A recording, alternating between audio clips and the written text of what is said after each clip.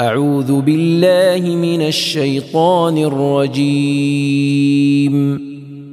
بسم الله الرحمن الرحيم. يا أيها الذين آمنوا لا تتخذوا عدوي وعدوكم أولياء تلقون إليهم بالمودة وقد كفروا بما جاءكم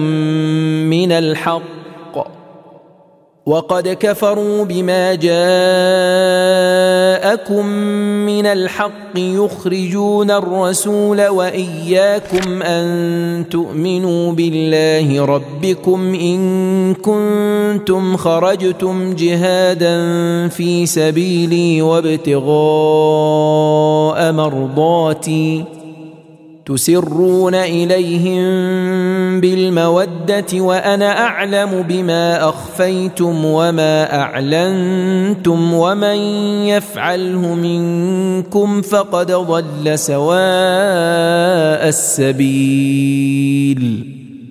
إن يثقفوكم يكونوا لكم أعداء ويبسطوا إليكم أيديهم وألسنتهم بالسوء وودوا لو تكفرون. لن تنفعكم أرحامكم ولا أولادكم يوم القيامة يفصل بينكم والله بما تعملون بصير. قد كانت لكم أسوة حسنة في إبراهيم والذين معه إذ قالوا لقومهم إنا براء منكم ومما تعبدون من دون الله كفرنا بكم وبدا بيننا وبينكم العداوة والبغضاء أبدا حتى تؤمنوا بالله وحده إلا قول إبراهيم لأبيه لأستغفرن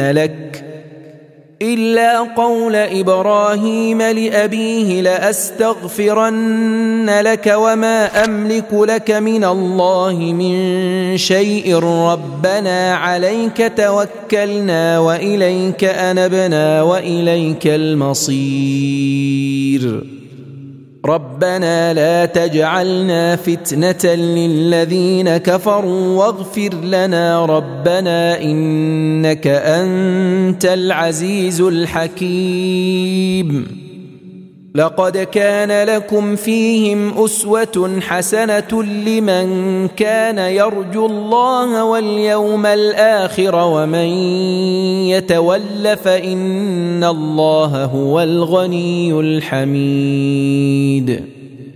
عسى الله أن يجعل بينكم وبين الذين عاديتم منهم مودة والله قدير والله غفور رحيم.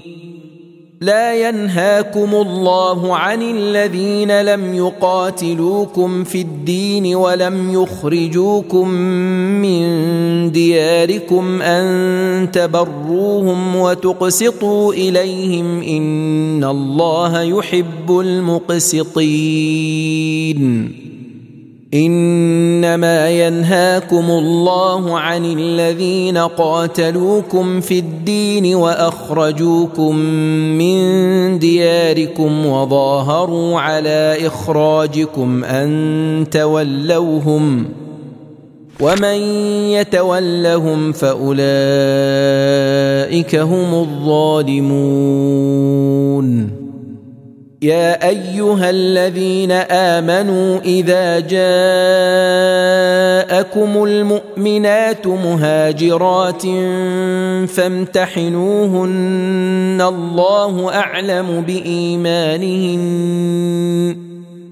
فإن علمتموهن مؤمنات فلا ترجعوهن إلى الكفار لا هن حل لهم ولا هم يحلون لهن وآتوهم ما أنفقوا ولا جناح عليكم أن تنكحوهن إذا آتيتموهن أجورهن ولا تمسكوا بعصم الكوافر واسألوا ما أنفقتم وليسألوا ما أنفقوا ذلكم حكم الله يحكم بينكم والله عليم حكيم